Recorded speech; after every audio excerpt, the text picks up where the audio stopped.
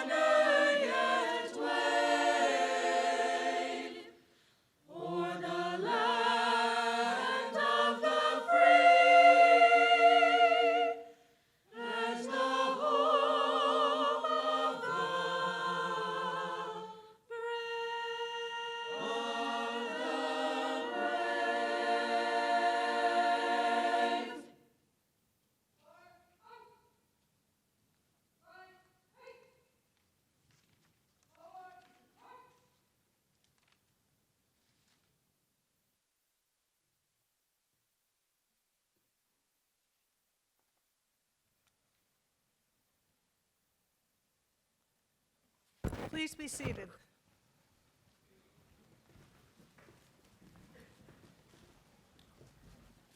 Good morning, everyone.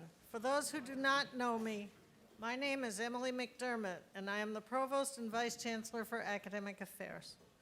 Thank you to the UMass Boston Chamber Singers and to David Guiseau, the conductor, for that very special rendition of the national anthem. And thank you to the UMass Boston Police Department Honor Guard. We appreciate all that you and your colleagues do to keep our campus safe, and we're proud to have you here. Welcome to the academic year 2019-2020 convocation ceremony of the University of Massachusetts, Boston. I now have the pleasure of introducing Interim Chancellor Catherine Newman.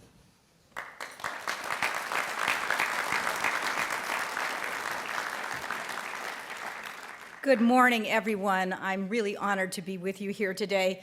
Before we get started, I'd like to extend a very warm welcome to our faculty, to the staff, to the students, to our student leaders, and the senior leadership team who are joining me here on the stage, and of course to our very distinguished guests, Trustee Mary Burns, Trustee Rick Kelleher, our student trustee, Kush Patel, the president of the Alumni Association, Donna Marie McGuire, Pat Marshall, the Department of Higher Education's Deputy Commissioner for Academic Affairs and Student Success, our Columbia Point neighbor, Mary Grant, the president of the Edward M. Kennedy Institute, and our very own Lita Guerrero from the class of 2015, who you will be hearing from later on this morning.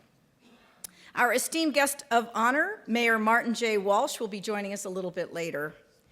But I do want to thank all of you for being here as part of this celebration of the official opening of the 2019-20 academic year here at UMass Boston. I now have the great pleasure of introducing our representative from the Board of Trustees, Mary Burns. Please welcome Trustee Burns.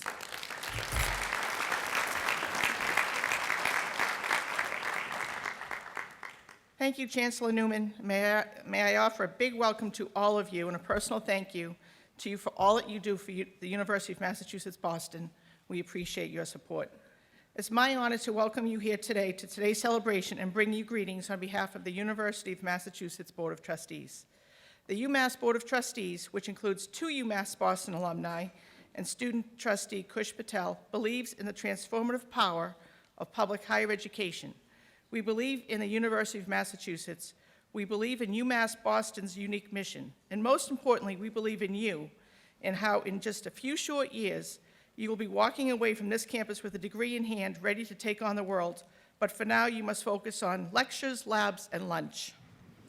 We believe in the ability of Chancellor Newman, the incredible UMass Boston faculty, the dedicated staff, and the talented and hardworking students to continue this university's trajectory of excellence in research, innovation, teaching, and scholarship. And as chair of the UMass Board of Trustees Advancement Committee, I want to offer special congratulations to you, Chancellor Newman, and to Vice Chancellor Adam Wise on a record-breaking year of fundraising gifts to this campus.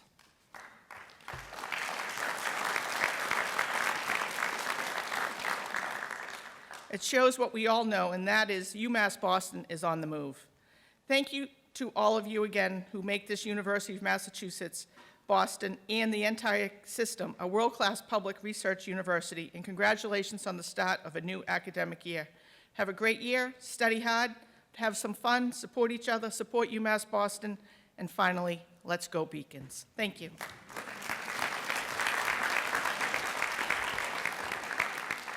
Thank you so much, Trustee Burns, for your steadfast commitment to this campus and for the support you provide us. Well, following the traditions of convocations past, I want to take a moment to recognize the winner of the 2019 John W. Ryan Award. This is an award bestowed annually on the junior with the highest grade point average at the university. It's named for the very first chancellor of the University of Massachusetts Boston, and the Ryan Award commemorates our first convocation and celebrates excellence in our student body. I am honored to announce this year's winner, Irwa Kanwal. Irwa, would you please join me up here on the stage?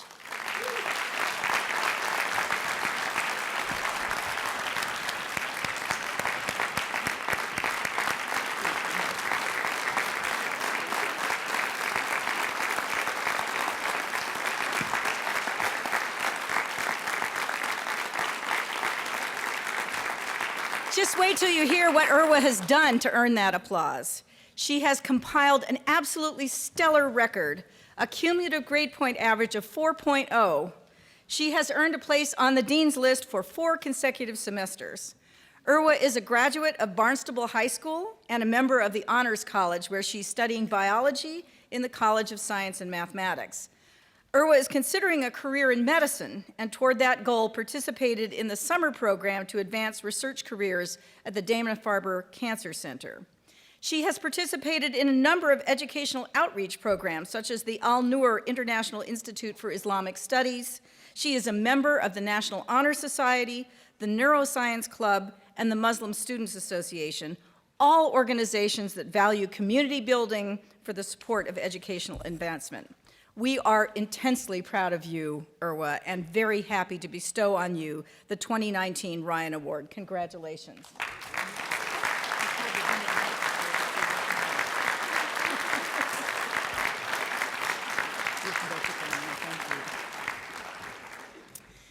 I would also like to take a moment to acknowledge another extraordinary student, Joseph Farah. Joseph, will you please join me on the stage so I can brag on you?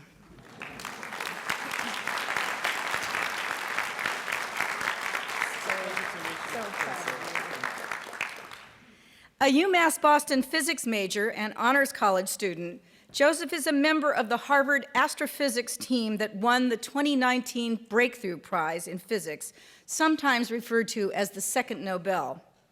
Joseph, the only other scientist that I know personally who won the Breakthrough Prize, is now a senior faculty member at Stanford. So now you know you have an extraordinary future ahead of you. The 2019 prize was awarded to the Harvard team for their work photographing the very first image of a black hole, thus confirming empirically what was previously something of a theoretical construct observed mainly for its indirect effects. To see that glorious halo, millions of light years away, was an amazing sight for the entire world.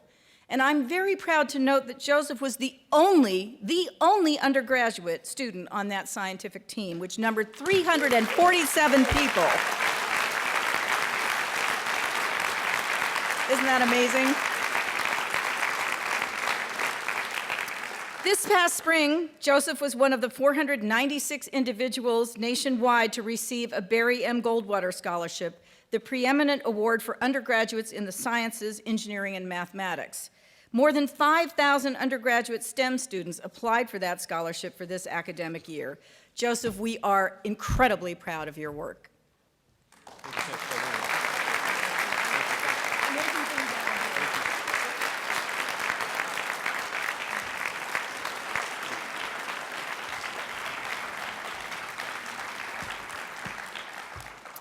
Now, not to be outdone by our students, it's time to recognize 58 members of our faculty who have been recognized with promotions for the quality of their research, the impact of their teaching, and the value of their service.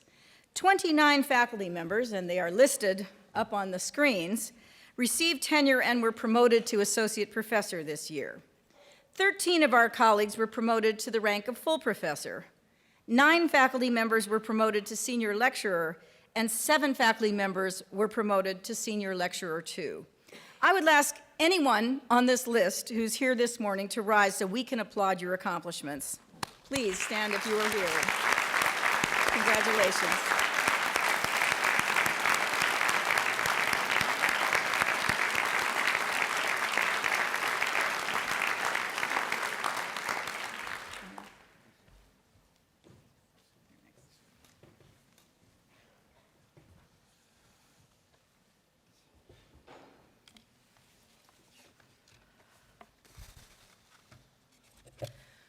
I would like to take a moment now to introduce 2 new deans.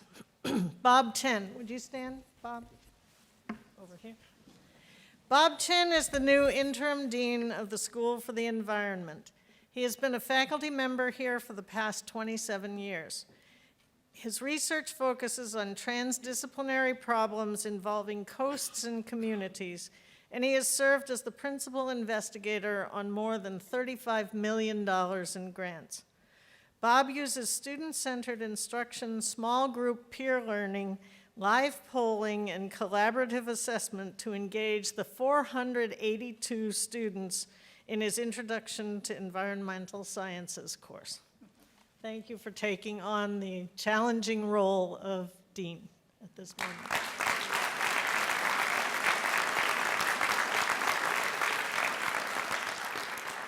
And next to him, Robin Cote, please stand. Robin Cote is the new dean of the College of Science and Mathematics. He comes to us from the University of Connecticut, where he served as the associate dean for the Division of Physical Sciences in the College of Liberal Arts and Sciences, and oversaw graduate studies. His research interests include ultra-cold physics and chemistry, quantum information science, and mesoscopic systems. A prodigious scholar, Robin has 136 publications with more than 8,000 citations. Thank you for joining us, and we look forward to working with you over the years.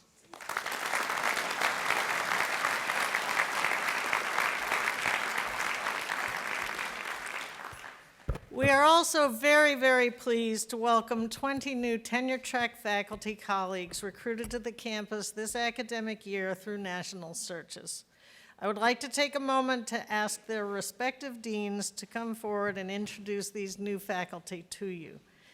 Faculty, as your name is announced, please rise to be recognized if you're present and able. Dean Bandyopadhyay, I invite you to the podium to begin the introductions.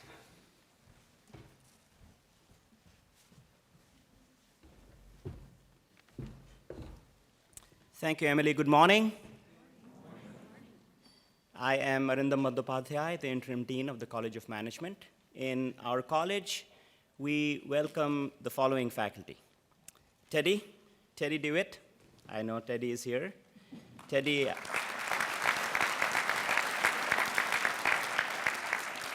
is an assistant professor in management in our college. He is originally from Ohio and earned his MBA from Yale and his PhD from the University of Michigan. Prior to earning his PhD, he worked in the financial industry. He is an expert on work organizations, entrepreneurship, and organizational design. Teddy has done extensive research on the way financialization can alter the structure of organizations and how teams and organizations make sense of and respond to rapidly changing environments. Welcome.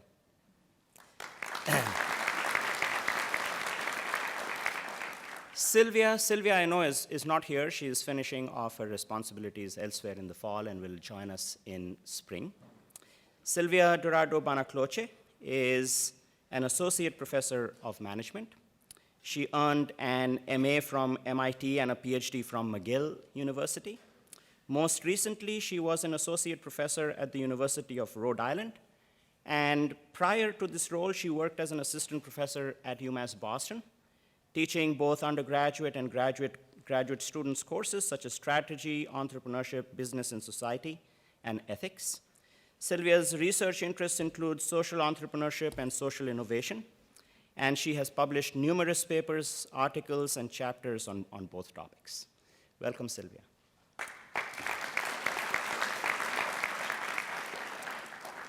Matt Rockledge. Matt is also not able to join us this morning. Matt is an assistant professor of marketing. He is originally from South Dakota and earned his MA and PhD from the Ohio State University. He is an expert on social influence and persuasion, big data, and word of mouth.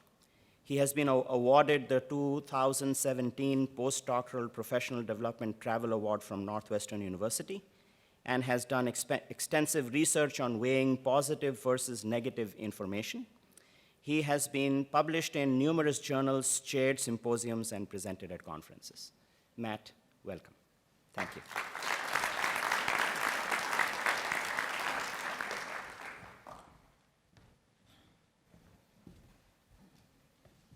Good morning. I'm Joseph Berger. I'm the Dean of the College of Education and Human Development, and I'm pleased to announce 3 outstanding new faculty members in our college.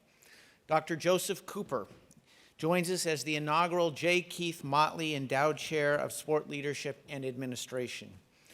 Prior to arriving here at UMass Boston, he served as an associate professor at the University of Connecticut, and his research agenda focuses on the intersection between sport, education, race, and culture, with an emphasis on sport involvement as a catalyst for holistic development. Welcome, Joseph.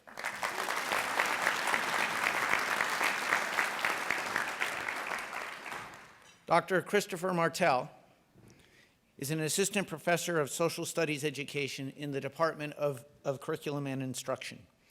Before joining us here at UMass Boston, he was a clinical associate professor at Boston University.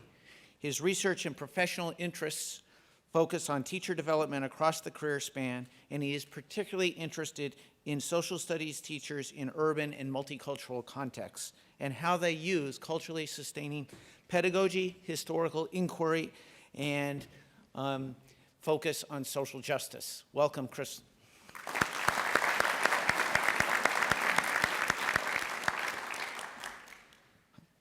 Dr. Carrie Wilkins Yell is an assistant professor of counseling psychology. Her research broadly focuses on promoting academic performance and career advancement among women and individuals from communities of color. She joins us after serving 3 years as an assistant professor at Indiana University. Welcome. Thank you very much.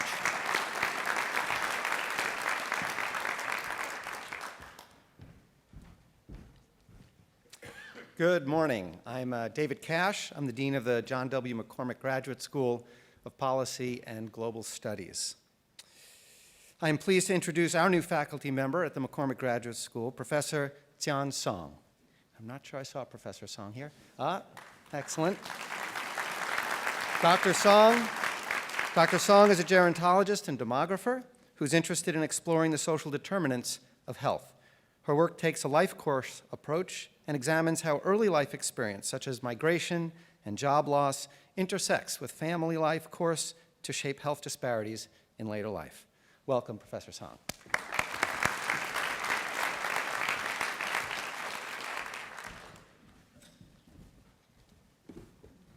My name is Bob Chen. I'm the interim dean of the School for the Environment, and I'm pleased to introduce the following two faculty.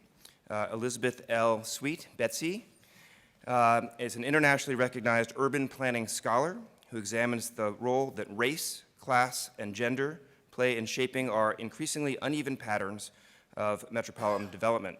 She will occupy a joint appointment in the School for the Environment, Urban Planning and Community Development Program, and the College of Liberal Arts Africana Studies Program. Welcome, Betsy.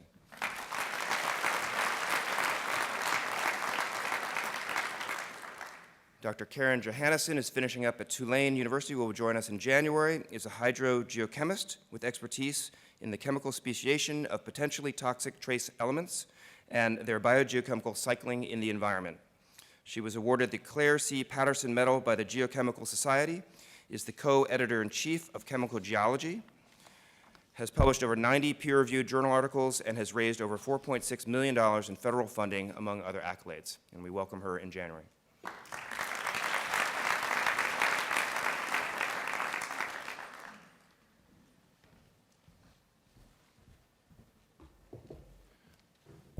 Good morning. My name is Robin Cote. I'm the Dean of the College of Science and Mathematics. I would like to welcome two new faculty in our college. The first one is Funda Durupinar Babur, pronounce it correctly, I assumed. Funda joined the Department of Computer Science as an assistant professor. Her research links computer graphics, artificial intelligence, and psychology. Originally from Turkey, she received a PhD in Balkan University and continued as a postdoc at the University of Pennsylvania.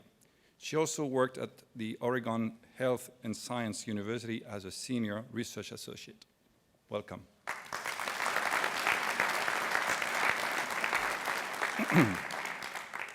Our second new assistant professor is Daniel Han. Daniel? Daniel also joined the computer science department as an assistant professor. He studies two types of neural networks, actually. One is to understand brain connectivity, and the other one to understand computational intelligence. He received his PhD from Harvard University, and before that, he was a researcher at the Boston Children's Hospital, University of Pennsylvania, Brigham and Women's Hospital, and Apple. Welcome.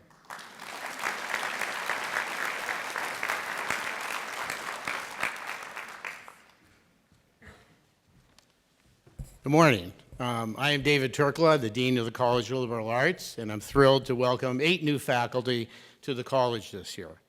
Daniela Balanzadegi is an assistant professor in the anthropology department, specializing in the African diaspora and Latin America, as well as the history of slavery and racial thinking in that region. She recently received her PhD in archaeology from Simon Fraser University.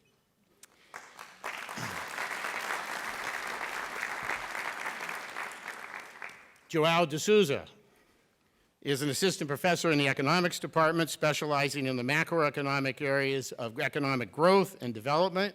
He comes to us from Middlebury College and earned his PhD in economics at the Umass of Amherst.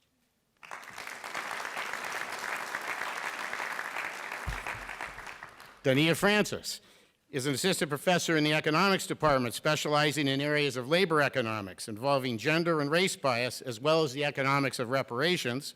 We stole her from UMass Amherst, where she was an assistant professor of economics and Afro-American studies, and she received her PhD in public policy from Duke University.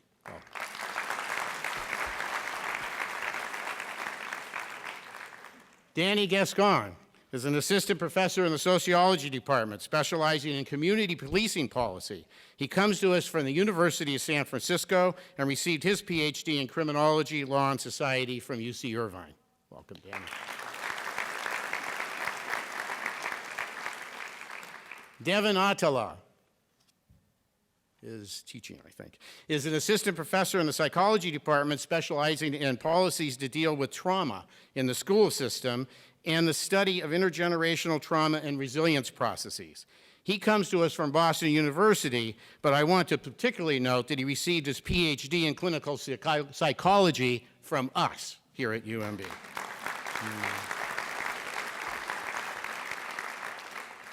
Nicholas Jurovich is an assistant professor in history and labor studies, specializing in community-based education in schools, public history, and a variety of labor issues. He comes to us from a postdoctoral position funded by the Mellon Foundation and received his PhD in history from Columbia University.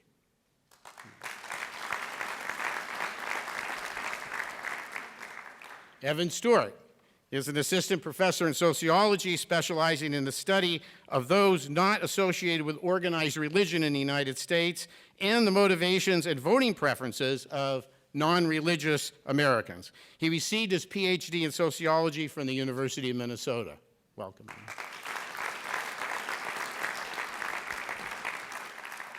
And Keto Swan joins us at the rank of professor in the Africana Studies Department, specializing in the 20th century African diaspora, particularly in the South Pacific region. He comes to us from Howard University via 2 years of prestigious fellowships at Harvard and Princeton. Welcome, Peter.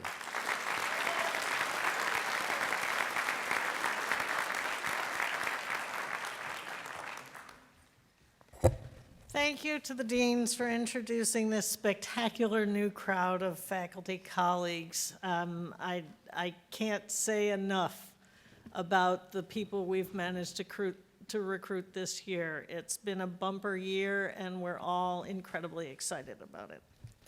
Before we go any further, I want to offer special recognition of the members of our teaching faculty, those colleagues in the ranks of lecturer, senior lecturer, and associate lecturer who do so much to enhance the educational experience of our students and contribute to the scholarly portfolio of the university as well. I would like to ask all of the members of the non-tenure track faculty, whether new or continuing, who are here today to stand and be recognized.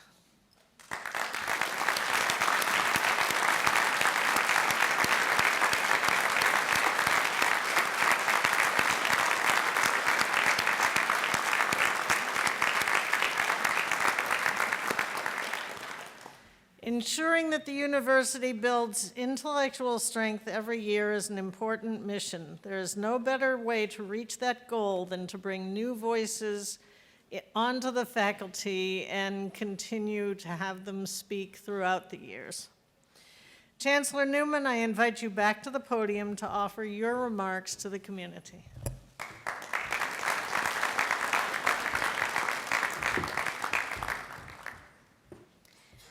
Thank you so much, Provost McDermott.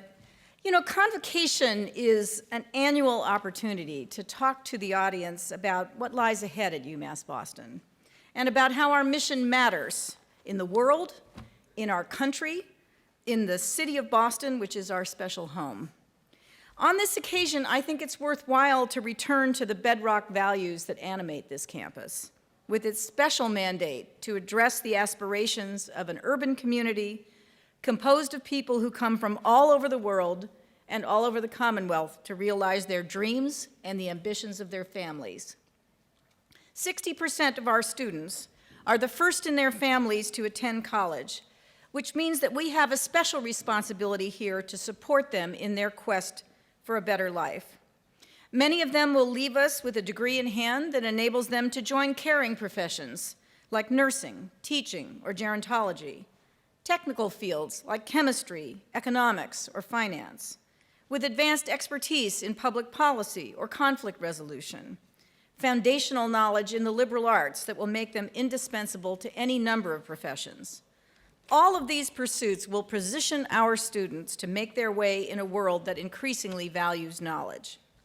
But the world out there also values something else that is at the heart of inequality in our economy, personal connections, or what social scientists call social capital. Opening the doors to the professions requires more than knowledge and more than training. It involves knowing the right people who can wedge those doors open. To level that playing field requires an institutional investment, and we are looking to make one in a program we hope to launch this year we're going to call PACE, Professional Apprenticeship and Career Enhancement. PACE will have two major parts.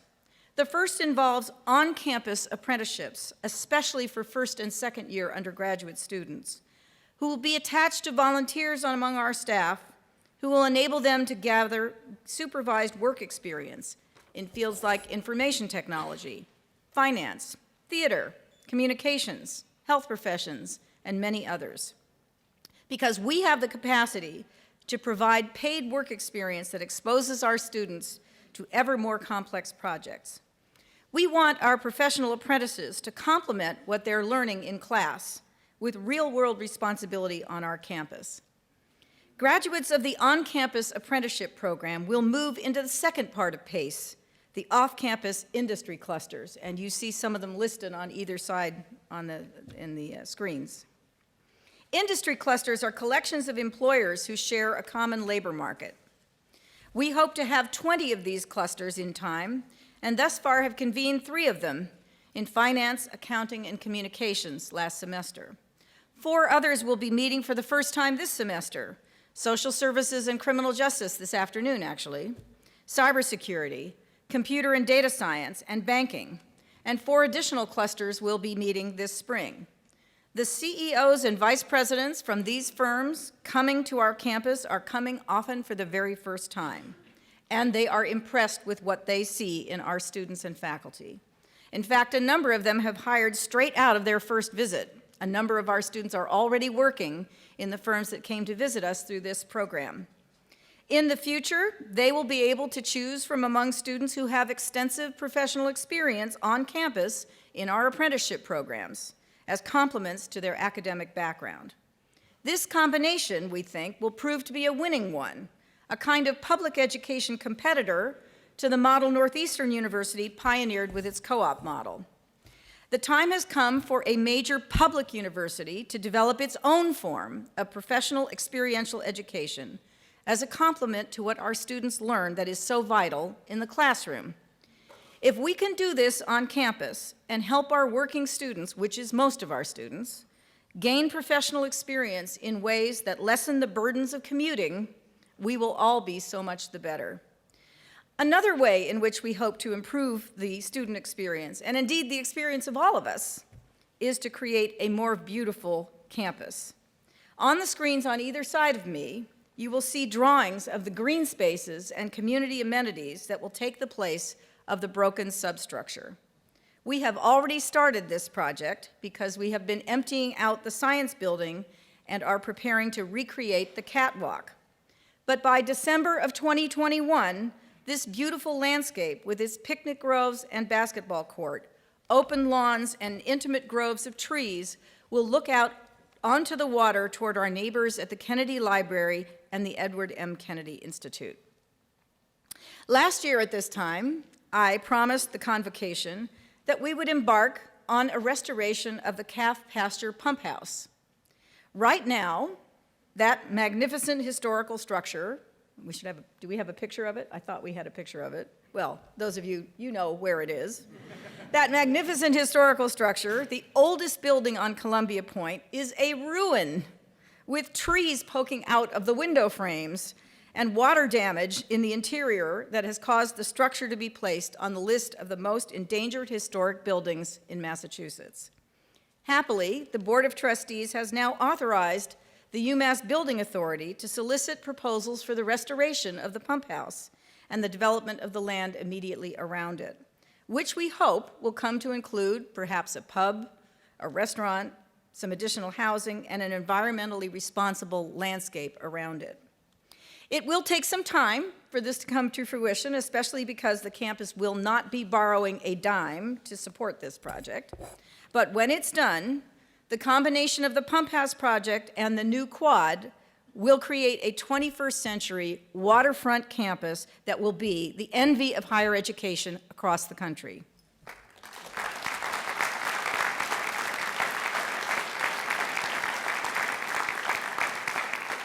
All of these changes will complement what is sure to be the most dramatic transformation of Columbia Point, the Bayside development. The site of a defunct expo center, Bayside is now poised to welcome new companies that will find research labs on our campus and student interns willing and able to partner with them. Accordia Partners, the developer of the project, will be meeting shortly with colleagues from the School for the Environment, who are experts in climate change, harbor conservation, and land use policy, to exchange insights about the protection and responsible development of the land. Accordia will be holding charrettes on a couple of Saturdays later this month, to which everyone is welcome to attend. They will engage our own campus community more broadly at meetings designed to harvest your ideas about what is most important to grow at Bayside. By the end of this semester, we will have applied to host the Boston Regional Small Business Development Center and the Minority Small Business Development Center.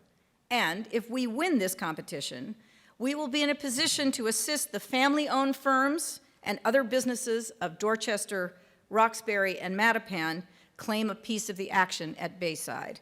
That would be my dream come true.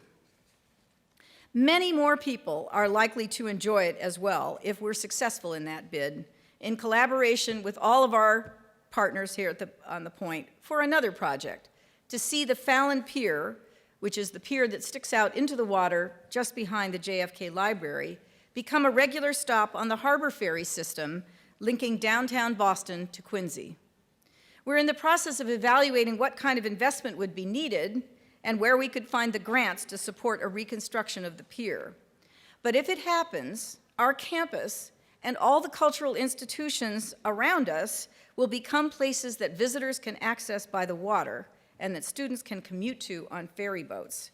It would enable us to host visitors from far and wide for weekend music festivals and movie nights out on that new central quad. As a public institution, we should welcome more citizens. Let them see what we see, this beautiful campus, this most gorgeous waterfront campus. All of this, my friends, is good news. But it comes alongside some sobering truths that we can't avoid. We are still challenged financially, and we will have to work very hard to make sure the campus meets its fiscal targets set by our trustees for a balanced budget. Within the next few weeks, I will be organizing a conversation for staff, faculty, and students on the impact of these budget constraints. This session will either be held at Town Hall or on October 23rd at a separate gathering. We will work with our union leaders on the very best date for that gathering, and we'll share that information with you once it's confirmed. Alongside President Meehan and my fellow chancellors, we will continue to argue, to press for additional investment by the legislature in our campus and for investment by the federal government in infrastructure that would help us defray some of the costs we are having to shoulder right now ourselves. We want them to recognize what everyone in this room knows. UMass Boston is a jewel in the crown of the Commonwealth. It exists to realize the ambitions of the most worthy students and the most talented faculty in this state. And it is an honor for me to serve you all. Thank you.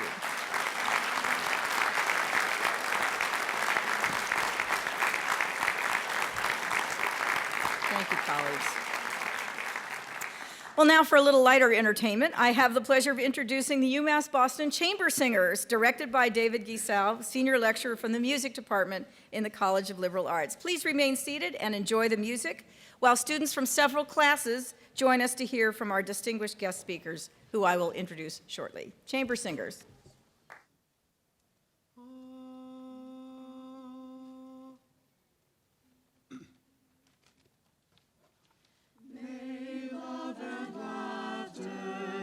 Your days and warm your heart and home. May good and faithful friends be yours wherever you may roam. May peace and plenty bless your world with joy that long endures. May all life's passing seasons bring the best to you and yours. Best to you and yours.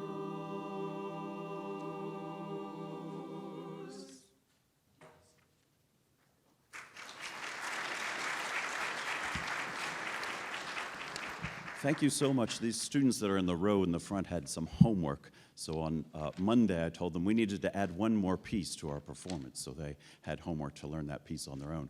Give them another round of applause.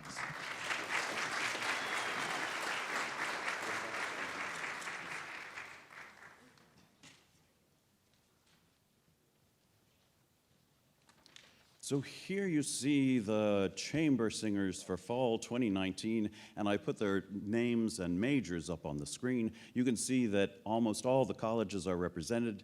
14 singers are from the College of Liberal Arts. 11 are music majors, 6 are in the Honors College, 2 are double majors in addition to their Honors College requirements. What you can't see from the list is that 10 of the students are new to chamber singers this term, and only 8 students are returning seasoned chamber singers.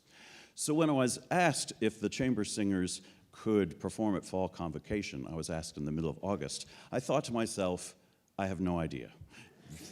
There are only 8 students registered for the class, which means it might be cut for low enrollment. But we will audition new singers at the end of August and during the first week of classes. And we've always had about 20 singers in the group each semester. So I said, of course we can sing at Fall Convocation. At the end of August, I learned that Mayor Walsh would be the guest speaker at Fall Convocation, and I thought of just the right pieces to preface his address. Since his parents were both Irish Catholic immigrants, I thought we could sing a couple of Irish blessings, one you've heard already.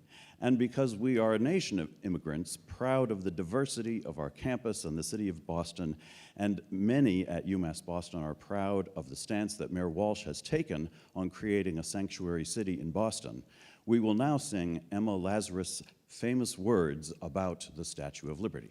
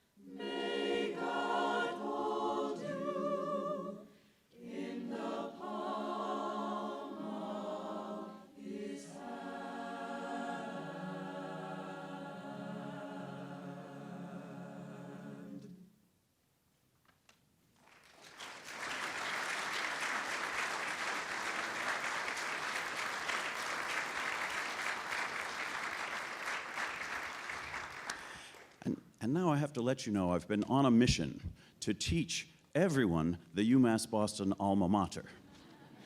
So at the end of the next commencement, at the end of the ceremony, we always hear the words, "Please stand and join in singing the alma mater." And I look out and I don't see many people singing. So we're going to practice it right now.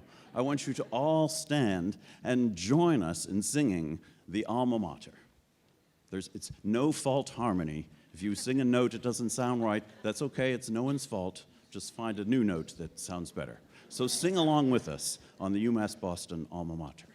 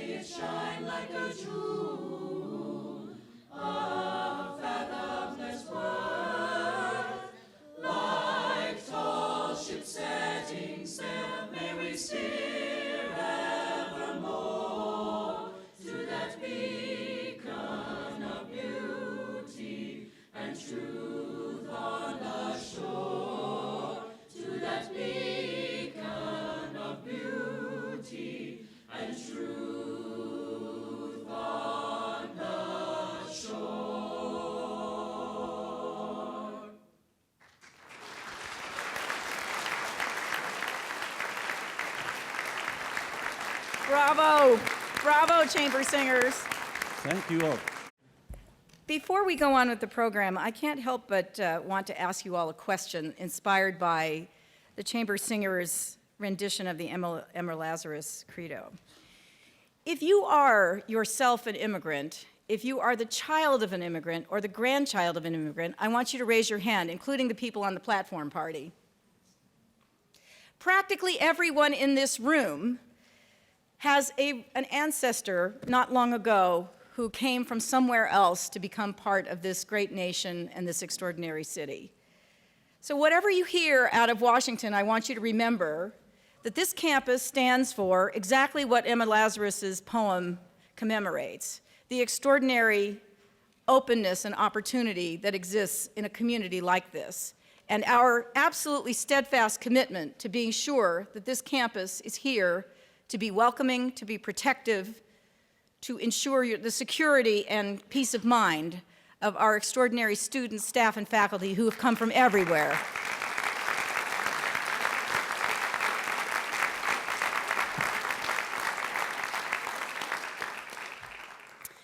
We have a new element of convocation this year that involves the recognition of a special member of our alumni community.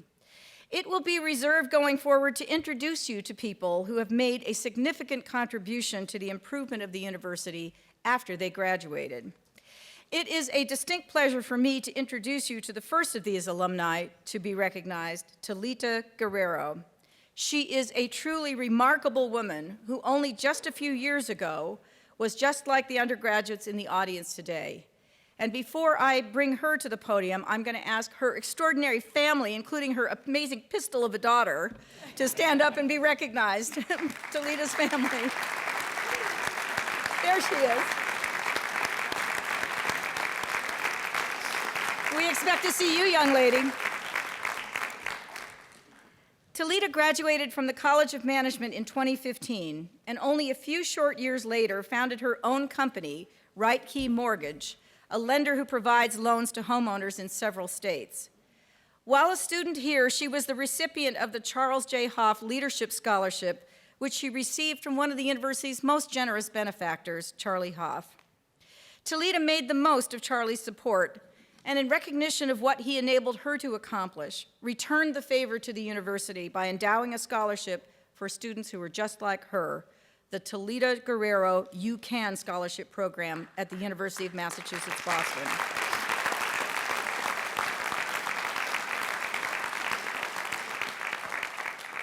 I have asked her to recall her story, to explain why she created this scholarship, and to give you a chance to thank one absolutely inspiring beacon. Ladies and gentlemen, Toledo Guerrero.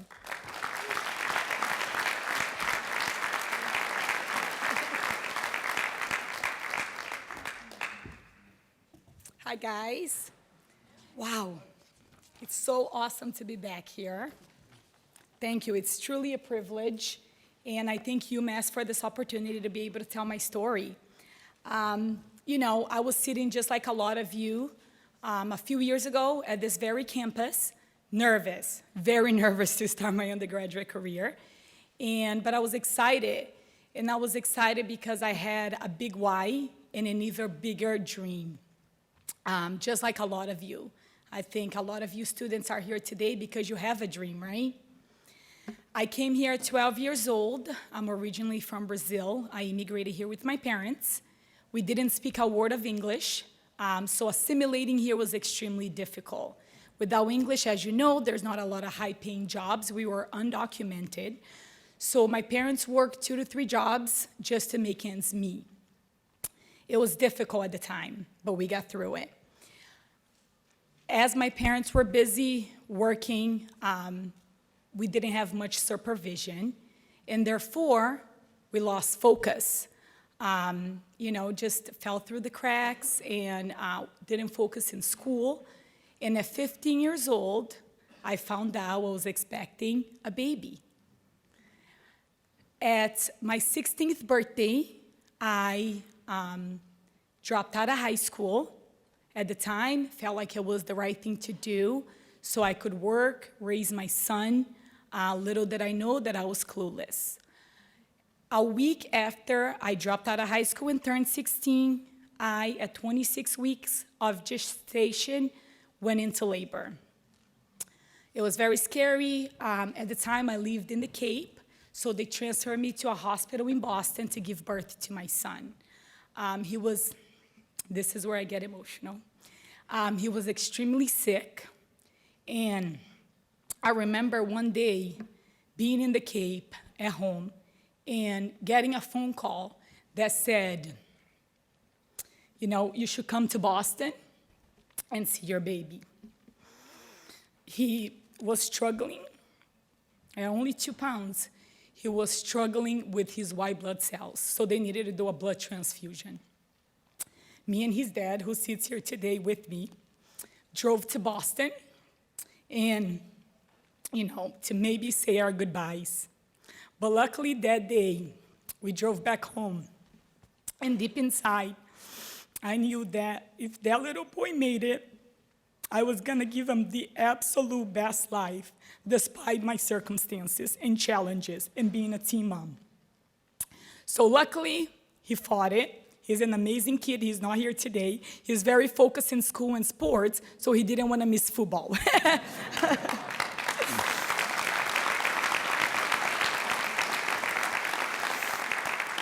So, you know, he fought his way through and made it.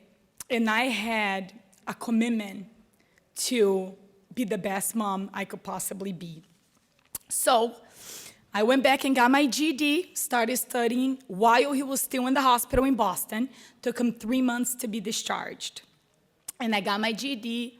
I enrolled in college, community college, to take some classes. And I started working really hard. At 18, I luckily got the opportunity to start working for a mortgage company, a local mortgage company in the Cape. And with that, I was invited, I got a job offer to move to Boston. So I did. That was the best move I have ever made, and that's why I started UMass Boston. I applied after taking a long break and giving birth to my second beautiful child, who sits right here. And I knew that I wanted to be an example to them. I wanted to be an example of hard work and perseverance. So I started at UMass. It was a very difficult journey. I was working full-time, raising my kids, and taking classes full-time. So lots of late nights, doing homework, but the faculty here, all of the professors were so supportive and helped me through. During my time here, I made it to Dean's List a couple of times. And as you know, for a student who dropped out of high school and it's not an athlete or academically gifted, it was very difficult for me to pay for my education, but I applied for one scholarship that was available for me, the Charles Hoff Scholarship, and I sat with Charlie. He interviews all of his students, and he was so inspirational, and all I really had was a dream and a decent essay, but he chose me, and he invested in me for the rest of my academic career. And for that, I will be forever thankful. And it wasn't, thank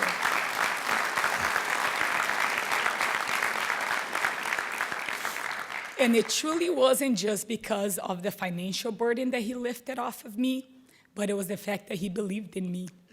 That was incredible. At the time, my family had already moved back, so I was here by myself with the friends that have become family and are sitting here today. So, to give back, the minute I graduated, I got on and started working extremely hard, as I always have, and I co-founded Reiki Mortgage with my partner, Chris Doyle, and it's just been such a blessing, this company, not just to have an incredible company, but all the tools that I've learned at UMass helps me with the challenges that I face every day in business. The really most important part that I took from UMass is believing that I can do it. And the faculty here makes you believe that you can do it.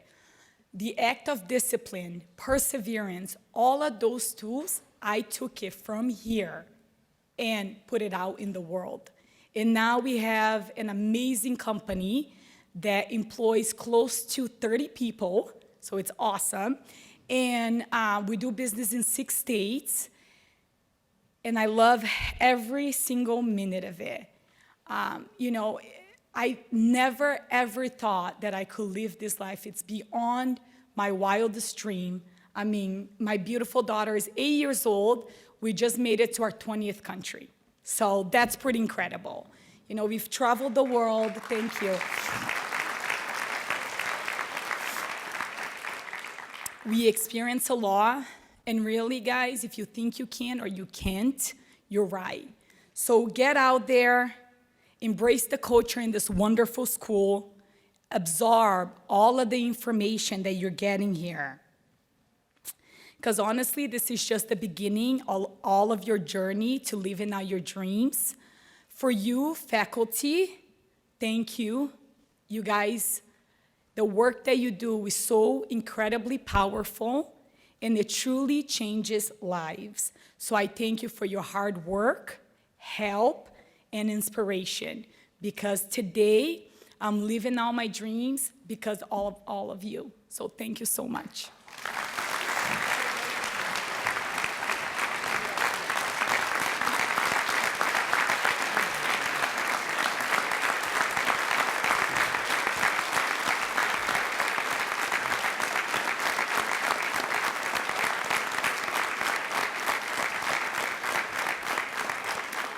Well, that, ladies and gentlemen, is the essence of UMass Boston. An extraordinary story. We are so delighted to have you as our alum. So proud of you, Talita, and of your entire family. Well, I can't think of a better way to celebrate the opening of this academic year than to invite our extraordinary convocation speaker, Mayor of our great city of Boston, Martin J. Walsh. Mayor Walsh is the city's 54th mayor. He is a lifelong champion of working people and a proud product of the city of Boston.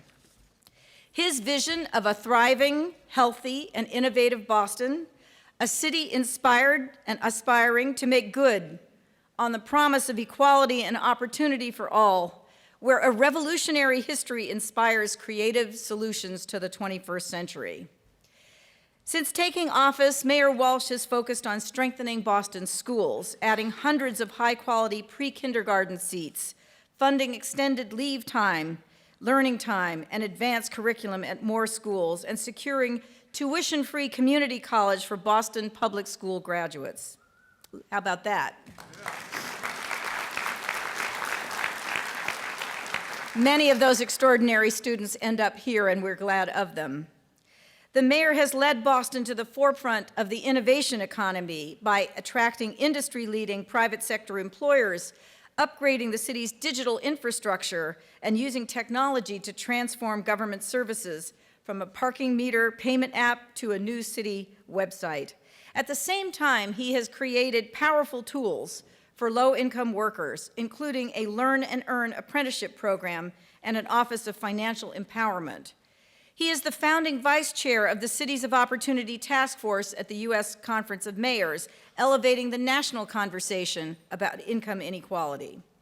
The Walsh administration has addressed tremendous need for housing in this city, with an ambitious plan setting records for new, affordable, and middle-class homes. In addition, it has built state-of-the-art homeless shelters and gotten the city on a path to effectively ending chronic homelessness. His administration was hailed by President Obama for expanding young people's opportunities and breaking new ground in crime prevention and police-community relations. The city of Boston, our home city, has been recognized for creating the very first municipal Office of Recovery Services to prevent and treat substance abuse, the first cultural plan in a generation to restore Boston's identity as an arts leader. And in a sign of strong fiscal management and economic policy, the city's perfect AAA, that's 3 A's, bond ratings, unlocking unprecedented investments in parks, libraries, and public safety. Finally, the mayor has invited the people of Boston to help build a blueprint for the city's future in Imagine Boston 2020, the first citywide plan in half a century. It's worth remembering that Mayor Walsh also made his mark, maybe his first mark, as a labor leader. After following his father into labor's Local 223 in Boston, he rose to head the Building and Construction Trades Council from 2011 to 2013. He worked in business, with business and community leaders to promote high-quality development and created a program called Building Pathways that has become a model for increasing diversity in the workplace and providing good career opportunities for women and people of color. Born and raised, like so many people in this room, in the neighborhood of Dorchester by immigrant parents, Mayor Walsh is driven to make sure Boston is a city where anyone can overcome their challenges and fulfill their dreams. So please join me in welcoming the Honorable Mayor Martin J. Walsh. Thank you very much. Thank you. I want to thank you, Chancellor Newman, for that introduction, and thank God you read it so long because I didn't want to follow Lita at the microphone here. She did an amazing job, and to the students that are in this room, listen to her story. As some of you were walking in as she was speaking, and she talked about being an immigrant and the challenges. Remember that story, and I'm going to talk a little more about that in a few minutes. I want to thank all the students that are here. I want to thank the faculty, all the new faculty. Welcome. We're excited to have you here. To all the staff and the people that make this institution run, thank you. To the trustees on the stage that from UMass System, thank you for being here with us. To the sports, to all the different organizations, I want to thank everyone for being here. It's a great honor to be here this morning to celebrate the start of the new school year. As a city, I am proud of UMass Boston, quite honestly. I was a state representative for many years, and this was an area, this was a school that I kind of kept an eye on. Because it means so much to me. And as mayor, it means even more. It's Boston's only public institution, public university. We have Mass Art that is public, but I take credit for UMass Boston as a public institution. It's an engine of discovery. It's a hub for arts and culture, and it's an anchor of opportunity. And those are just not words. That's the foundation of what the school is all about. It's both a commuter school and a residential school. People that come to school here, some of you work 3, 4, 5 jobs, and some of you, I just met 3 incredible young people outside that were in nursing and engineering programs, and they're from Brockton area, and it's amazing to see that people actually get a chance, young people get a chance to come here and live on campus now. It's also the diverse and international campus. I would probably argue or say, I don't think I'm going on a limb here, it's probably the most diverse campus in the state when you walk around this campus. And the beauty about this campus is you see the cultures and you hear the different cultures. And that's so important for an institution like UMass to have. Last year, the student body represented 140 different countries, just like BPS. And the last thing I want to say, it's also the best campus in the UMass system. There is no question. Like the city of Boston, UMass is growing. It's come a long way since it was founded in the 1960s and built in the 1970s. There used to be a state representative, his name was Bob Quinn, and a state senator named George Keneally, and they talked about bringing a university system to Boston, to Dorchester. And a bunch of representatives at the time and state senators got together, and they were able to bring a university to this site we're in today. My father worked on the building, the first UMass building, in 1974. I remember being a little kid, and he was a construction worker. And I remember coming over and seeing him. There was a fire in the front building. There's a vent there. You see a big, kind of brown vent. I remember being a kid watching the fire go in that building. But he was a construction worker here. I had no idea that he was working on a building that was going to make such a huge impact in so many people's lives for the next generations to come after that. My father was an immigrant. He's from Ireland. He came here in 1950. He didn't have an education. He had like a 6th grade education, and when he came, he was able to join the laborers union. And that union brought him to build buildings like this, build hospitals in the city of Boston, build buildings in town. It was able to allow him the opportunity to earn money. And he met my mother here, who's from Ireland as well. She came a few years later and raised 2 kids in Dorchester across the street. So when I think about immigration, I think about immigrants, I think about UMass Boston, I think about bringing back to the community, I think about full circle, because it certainly is full circle here in this neighborhood. In recent years, as mayor, I've been proud to watch cut the ribbon on milestones, and as a state representative, those of you that new faculty, you probably don't know this, and new students, so you definitely don't know this. We started a project around '97 to do a master plan of this building, of this campus. We started looking at what do we have to do here? How do we make sure UMass stays relevant and stays competitive, UMass Boston that is, in Boston in education? In 2015, we cut ribbon on the integrated science complex, which is out front. And that was to really create opportunities for students. That was about students. That building's about you. It was not about faculty. It was not about chancellors. It was not about the board of trustees. It was about how do we attract more kids and more young people to our school to allow them to get educated in the jobs of the future. That's how that building was built. The Harbor Walk in 2015, how do we connect our campus and the community, because this is a community school, how do we connect our campus and our community back to the ocean? And how do we do that? And that's what's going on with the Harbor Walk and thinking about making connections. University Hall in 2016, another one, an important aspect to the education. Last year, the university's first residence hall on campus. I was excited. That was not easy. In '98, we had a conversation in the neighborhood about building a dorm, and it was pretty difficult. As a state representative, and any of you go into a meeting, it's like maybe in the union members here, it's like being in a union meeting. It starts out with everyone starts, how you doing, and then we bang the gavel, and there you go. And it's kind of like, here we go. And that's kind of what happened, but we're able to get the residence hall. And actually, this building, Lorraine, it's not in my notes, but this building is the first. This building here, the campus center, really started to change this campus in a whole different way, because you as students didn't have a place to congregate. You had the hallways and the areas outside, but you really didn't have a place to congregate. And when this campus center was open, so many great things happened in this building, and it really was an invitation to the world to say, come look at UMass Boston. And I want to congratulate the school. UMass Boston is also fueling research discoveries and helping us shape our city. And many of your students that are here and the faculty that you're working on now, or you're going to be working on, is doing that. It's happening in the labs on campus. I want to thank you for your work. It's happening in the startup incubators on campus, where entrepreneurs and residents are launching technology in the life science companies. I remember when that started, I think it was around 2001 maybe. Senator Jack Hart at the time got some money from the legislature to start doing some incubator space. It was kind of new. It was a new idea in the city. We had some of these companies that were doing it privately, but we weren't doing it here on campus. And it's a game changer, because when I just met with some folks outside, one of the young men said, I said, he's a senior, I said, what are you going to work? He goes, I'm hoping to get a job at Amazon. That's a great thing to hear, because Amazon wasn't here 10 years ago either, in Boston. So we're having a lot of companies that are here now want to recruit talent, and you are the talents. And the faculty that's here is going to be the ones educating you to get you into that talent pool. So that's important for us here. Earlier this year, it happened. I'm all over the place now. I apologize. I'll come back. Earlier this year, UMass and their diverse academic centers released Changing Faces of the Greater Boston Report.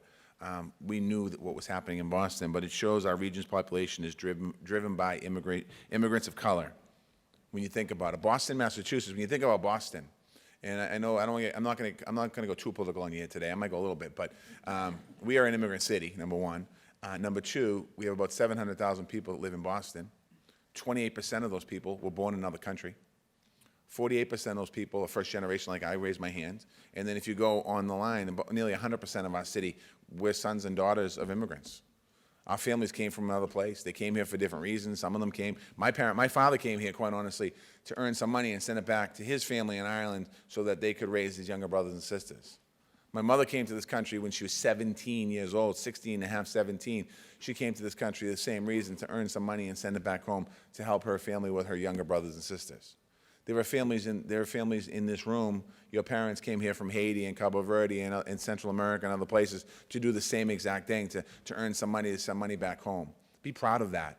And the report showed us that UMass has a long record of expanding opportunities and being a partner, and we need to continue to use UMass as a system to do that. The teachers and the students and the faculty, you're all part of a UMass community that's during a very exciting time in transformation. There's growing pains. UMass Boston's going through growing pains in the sense of it's a different university. We still have the basic fundamental of what it is. It's created as a commuter school. The mission is still to educate people. The mission is still to allow people the opportunity to come in here and get educated and do better things with their life than maybe their parents did. But there's also growing pains because it's a different place in some ways today. And I want to thank all of you for continuing to add to this. To the young people in the room, I see a lot of students. I just want to just quickly show of hands. Any freshmen in the room? Raise your hand if you're a freshman. All right. Are you all from? Any sophomores in the room? Raise your hand if you're a sophomore. Any juniors in the room? Raise your hand if you're a junior. And any seniors in the room? Raise your hand if you're a senior. All right, we got 2 seniors. And I asked you that because this next part is going to be a little bit about who I am and what brought me here. I already told you my parents, where they're from. They're from Ireland. I'm a proud son of immigrants. I grew up literally less than a mile from here. I grew up by Columbia Road near St. Margaret's Church. I went to St. Margaret's Grammar School. I went to Newman Prep High School. I went to Boston College, but before I got to Boston College, I went to Quincy Junior College, and I went to Suffolk for a semester, and then I'll go into that story in a minute. But I grew up in this neighborhood, and I love this neighborhood, number one. And because my parents came from Ireland, I wanted to be a college graduate. I wanted to go to college because I thought for me it was important. And quite honestly, I wanted to be a college graduate because back then, my father went to work every day, and he got dirty as a construction worker. And I always thought the two things I wanted to do was wear a suit and tie going to work every day, because I didn't know what it meant, but I wanted to wear a suit and tie going to work every day. And I wanted a business card. I thought it was really important, because if you had a business card, you're really important. Now today it's a little different. Today you need like a Instagram account, LinkedIn page, Facebook page, you need a Twitter account. So back then it was a business card. And that's what I wanted. And when I was younger, I would hang out with my friends and do my stuff and party and all that stuff, and I thought it was cool. At 18, 19, 20 years old, I had a lot of fun in my life. I wasn't a great student in school. I wasn't a great student in high school. As a matter of fact, I was a terrible student in high school. And there's a lot of reasons for that, and I didn't get into any college I wanted to go to, so I decided to go to Quincy Junior College for a year. And I did. I went for a year, and I did well. And I realized that I can actually do this work. And then I went to Suffolk University, because that's where I wanted to go to college, and because I didn't get into Suffolk, but I got into Suffolk the second year because they said if you did well, we would get you in, so I transferred into Suffolk. And my first semester there, I did my grades. I did okay, but I wanted to make money now. I'm 20-something years old. I remember, I might have been 20, 21, maybe even younger, and I wanted to make money. I was like, I'll come back to school, so I quit school. And I told my parents, I said, I'm going to go back to school, and they're like, you're not going to go back to school, and I pushed aside my dream and goal of aspiration of that business card and that suit and tie. And I went to work construction. When I was working construction, I was partying with my friends. And my partying turned from being fun to problematic, meaning I was drinking too much and I was turning over. And what happened was I was an alcoholic. I didn't realize it. And at the age of 28, I found myself in a detox. And it's not something where I wanted to be. Nobody wants to end up in a detox. I don't think anyone thinks when you're drinking a beer and you black out, or whatever, you're smoking some weed and you black out, that you think that's a problem. You just think that's a normal course of life, but no, it's an issue. And I found myself in a detox. And when I got to detox, I didn't go there to stop drinking. I went there because I wanted to get the heat off me, because everyone's mad at me. And the first night I was there, somebody spoke. It was a meeting that came in, an Alcoholics Anonymous meeting. And it's pretty embarrassing on detox. When you go in, you bring your bag when you go in there, and they go through the bag, and they take anything out of it. They take like your cologne out of the bag. They take your, if you have mouthwash out of the bag, you kind of lose a little bit of dignity, and you realize that you think your life is ending when you go in there, or I thought my life was ending. And when I got in there, the first night I was there, I went to an AA meeting in the place, and somebody spoke, a guy spoke. I don't know what he said today, I don't remember what he said, but he changed my mindset of being there because I want to get the heat off to kind of listening a little bit. And I spent some time, that whole week, I was there for a week, and I listened to counselors tell me about what alcoholism is, and I learned that it's an addiction. And I learned about what cravings are, and I learned about what yet is. And a yet for me is I'm not a drug addict because I never did drugs, but for me, if I pick up a drink today, there's no choice, no chance, it might happen that I will actually use drugs. I just didn't at the time because I didn't want to ruin the buzz when I was drinking, quite honestly. When I got out of there, something really profound happened. My life started to get better. I didn't go back to the bar rooms. I did go back to the bar rooms. I drank after a little while, but I was telling the guy in a meeting, one AA meeting, that I still hang out at the bar I used to drink at, and I drink ginger ale, and he flipped out. He goes, you can't go there because it's a trigger for you. And I filled my life with Alcoholics Anonymous meetings, and I filled my life with coaching. I was coaching Little League and running Little Leagues and doing all that stuff. And what happened was, slowly but surely, my hope and my desire for what I wanted to do with that business card changed into, I knew what the business card meant. It meant a career, and it meant pursuing a dream. And a year and a half later, I was pursuing my dream. I was running for state representative for Dorchester, and I ran and I won. And I also understood that it was important for me to get my college degree to go back to school. And I went to Boston College, and I enrolled in the night school. It's called the Woods College now, but it's called Advancing Studies. And I went to Boston College, and while I was working as a state rep, I was going to school, and it was hard. It was hard.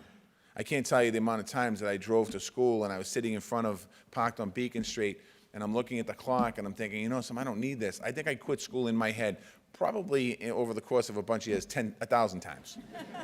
I said, I don't need this. And then the little voices say, you need to get the college degree. And because two people had challenged me years before that. They had said, when I dropped out of school, they said, you're not going to go back to school. And I respected these two people, and for like literally 15 years, they're in my head. Like, I think about them all the time, and I'm like, these bastards are in my head. I can't get them out of my head. And I chipped away one class at a time. And the last night of school, I went into my class. I remember I go into my class. I did my last class at Boston College. I was pretty pumped. It took me like 35 years. I was pretty excited. I didn't live on campus, because I could be the parents now of the kids on campus. And I got to my car, and the first person I called was my mother, to let my mother know. My father had died, to let my mother know that I graduated. I finished BC today, Mom. And she was excited, because she was excited of being an Irish mother from Ireland, excited about that her son graduated college #1 and Boston College #2. I called those two people from years before that told me I was going to quit. And I called them both separately, and I thanked them. I thanked them because I said, if it wasn't for you, there's a good chance I wouldn't have graduated. I wouldn't have finished my last class at Boston College tonight. Because sometimes it's that challenge, that inspiration that you need. My message to the young people in this room, particularly to the freshmen and sophomore and juniors, there's a couple seniors. If you quit now, seniors, there's something wrong with you. So I don't, you're almost there. You have like 6 classes left. Like, you can do it. Suck it up and get it done. But to the freshmen and the sophomores and the juniors and other kids here, there's going to be days when you want to quit. But it's important for you to keep an eye on what your future is. Because your decisions as young people have consequences for you and your families. Your decisions, if you quit school, you don't have an opportunity to access some of these great companies that are coming to our city. You don't have bragging rights in your families to tell your families that you graduated college. You shut off a whole bunch of opportunities that you otherwise don't know if you'd ever have.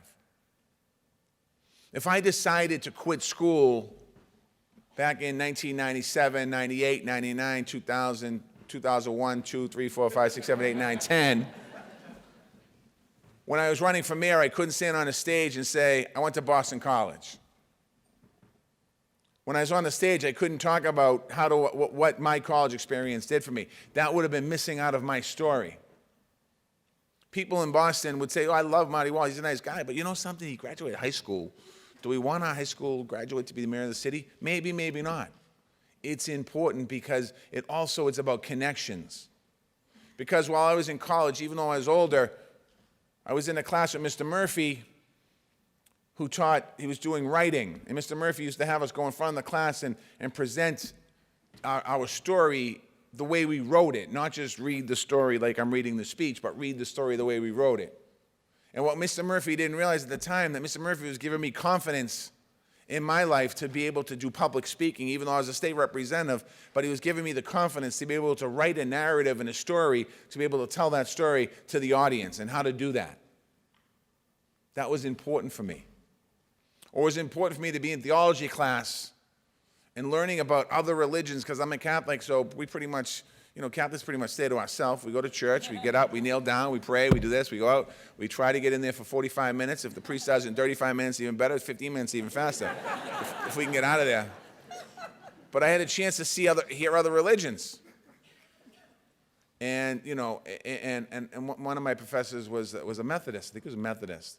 And I kind of went to him, I go, you have an interesting religion. I said, I kind of like your religion. He said, you should come join us. I said, my mother will kill me if I go to see you.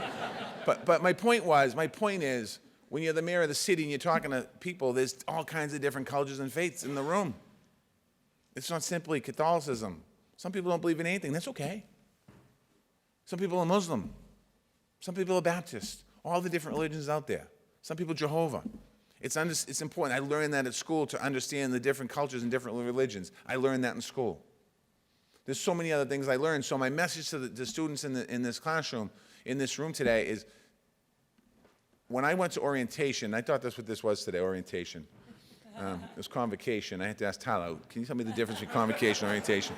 Because I know graduation, and I know it, So I went to orientation. And a guy got up and he told a whole bunch of funny stories in my first day at Boston College. And he says, don't do what I did. And he got up and he talked about how he quit school. He talked about how he was an alcoholic. He talked about all these different things, and I could completely identify with him. I identified everything he said. I identified every single thing he said. Except the one thing I didn't listen to him when he says, don't drag this out forever and don't quit school. And in my head, I quit literally 1,000 times, and I dragged it out forever. And what I'm saying to the students in this room is stay focused, stay mission-driven. There's going to be difficult times. Ask questions. You're college kids, you don't ask questions. This is a true story. I'm in school, and I pick these classes. As I'm picking my classes, I try to pick the classes that only had tests, not papers. Swear to God. And I'd go in the first night, and I'd get the syllabus, and the syllabus would say, because it was only short. It was night school, so it was like I think it was like 12 weeks or something. You fit in 2.5 hours every night. And I'd be like, it'd be like, okay, 3 weeks, and then paper 1 due, 3 weeks paper 2 due, 3 weeks paper 3 due, and then like, okay. And then that night I'd get up and smile, and I'd pull out my book and look for another class, and I'd withdraw and transfer into it. And so finally I said, like, I got to take some classes, and I was intimidated. I hadn't written a paper in forever. And I'm an older person now. I'm like not like 18 or 17. I'm like 20 something, maybe 30. And I walked into a professor one day, and I said, can I talk to you? And they said, yeah. I said, I'm kind of, I haven't really written a paper in a long time. And the professor said, come to my office after class. So after class, I went to the professor's office. And she took time to sit with me and explain to me what I learned in high school about setting up my story and how to do it. And from that point on, when I went back home, I was able to do it. I was able to do it the day before, but I didn't understand how to set it up. Ask questions. Don't be afraid to ask questions. I was a state representative in my 30s and felt like I should know every answer to everything, and I didn't, and I was afraid to ask the question. Don't be afraid to ask questions to the students that are here today.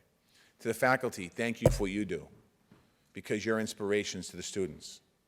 There are so many professors that I had at Boston College, and I remember a couple at Quincy Junior College as well, but in BC, that were inspirations to me, because I thought it was fascinating that people spent their entire career teaching and educating and giving knowledge to young people. Always keep that up front. No matter what's happening on the campus, no matter what's happening with all the conversations going on. I know there's conversations going on. It's no secret. But you are the bread and butter. You are the lifeline to this university. Without you, this university isn't the best in the system. Without you, the young people that graduate, and when they graduate in May or June, I think it's May, when they walk down that aisle, you are putting a whole bunch of people out in the workforce that we need in the city of Boston. You're educating so many young people that depend on you, so I want to thank you for that. I want you to remember to keep that up front. Particularly, not the older faculty, you've done it for a long time, the newer faculty. I know you're excited today. Keep that excitement. Talk to somebody who's been here for a long time. You need to keep that excitement moving forward, because without you, we don't have UMass. We don't have UMass Boston. Quite honestly, we don't have a UMass system. So I want to thank the faculty.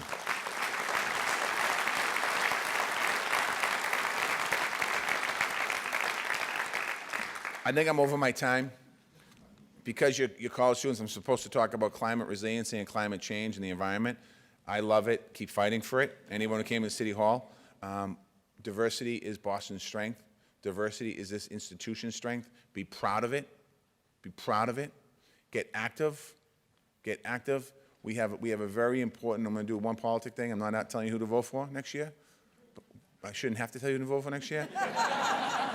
We have a presidential election coming up. Get active. What does that mean? That means understand who's running. That means get to know the candidates. That means make sure people are registered to vote. You might not be able to go on a campaign and go campaign in Iowa and South Carolina and all these places, but what you can do is get people registered to vote. Get people active in their community. Elections have consequences. Making sure that UMass Boston has a delegation at the State House and at City Hall that care about the future of this school is important. So make sure you get active and you stay active.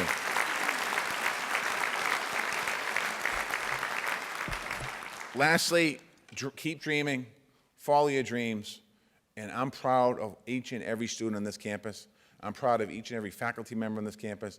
I want to thank the trustees for their work, for their volunteers. I want to thank people. This is an amazing institution.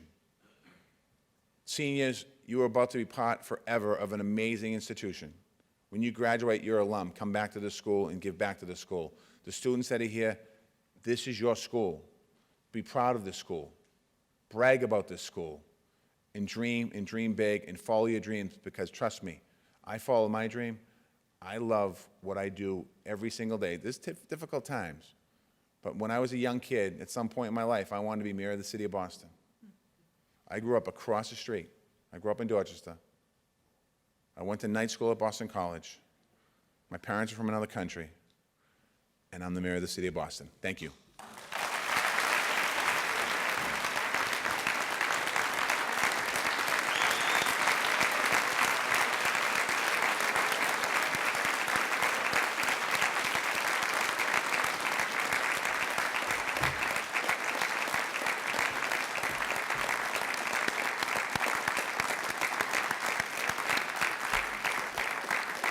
Are we lucky or what to have such extraordinary leadership for this city?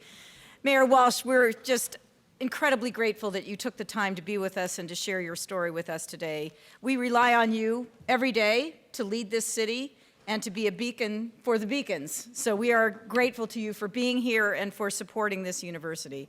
I want to thank both Lita Guerrero and Mayor Walsh for showing us what that very well-worn phrase, overcoming adversity, really means. It means becoming the very best you can be. And we're going to give them a couple of gifts to thank them for that. But while I do that, I just want to thank all of you for coming. I know many of the students have to go off to class now, and the faculty have to teach as well. I hope this is a wonderful, wonderful year for everyone. Go Beacons. Have a great day. Thank you for coming today.